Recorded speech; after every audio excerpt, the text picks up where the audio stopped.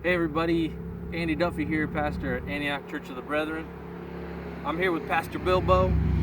We're just chilling, enjoying this beautiful day. We're bringing you a daily devotion on Palm Sunday, but things are a little different. We've been working our way through the story of Jesus' last week, and worship this morning, or we recorded it yesterday, was all about Holy Saturday, the day between the cross and the resurrection.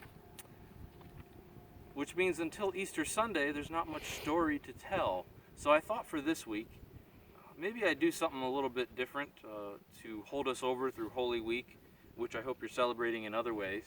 And maybe talk about this situation that we're all in, this self-quarantining, trying to keep each other safe by staying home, not getting out, maintaining distance between each other. The phrase social distancing or physical distancing has been all around. I'm glad Bilbo and I don't have to social distance because we're very close together. And it got me thinking about God and distance, and sometimes we feel distant from God. And part of the story, the sweeping narrative of the whole Bible, is about God continually reaching down and wanting to be closer and closer to God's people, us.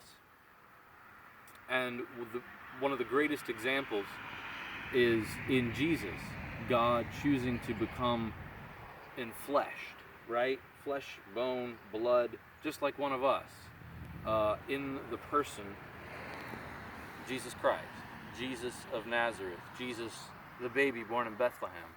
And there's this one verse, many of you probably heard this before, from the very first chapter of the Gospel of Matthew, where it says, "All this took place to fulfill what the Lord had said through the prophet.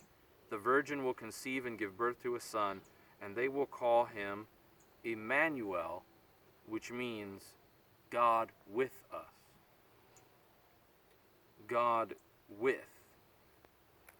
God alongside. God walking with you. God watching over you, wherever you are, whatever situation you find yourself in. God doesn't social distance. If anything, maybe we have to live into a kind of incarnational distance. The incarnation means the way that God took on flesh and blood to become like one of us. If we're to practice incarnational distancing, then maybe it means that we can't be in the flesh with one another. But maybe we can still be with one another in spirit. And it's easy to say that, but it's another thing to really live it out.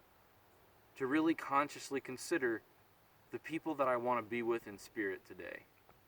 Our brothers and sisters in church. I know there are lots of events this week that we'd be getting together as a congregation and we're unable to.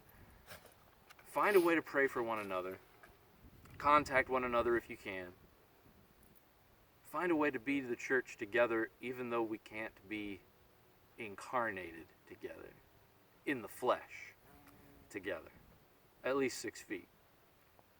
I hope you consider this as you go through your week, and consider the ways that God is incarnated and fleshed among us and how we can be with one another in spirit.